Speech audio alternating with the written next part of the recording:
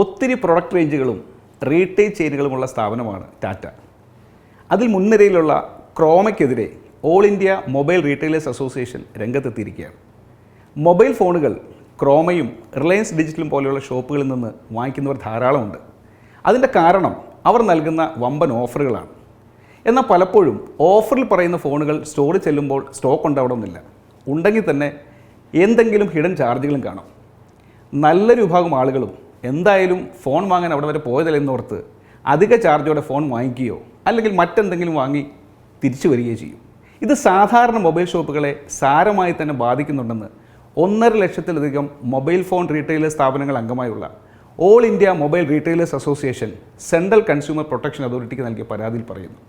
അടുത്തിടെ മറാത്തി പത്രമായ ലോക്മത്തിൽ ടാറ്റ ക്രോമ നൽകിയ പരസ്യം കണ്ട് ഫോൺ വാങ്ങാൻ പോയ പലർക്കും ആ വിലയ്ക്ക് ഫോൺ കിട്ടിയില്ലെന്ന് മാത്രമല്ല, അത് ചോദിച്ചപ്പോൾ ക്രോമ ജീവനക്കാർ തങ്ങളോട് മോശമായി പെരുമാറിയെന്നും പരാതിയിൽ പറയുന്നു.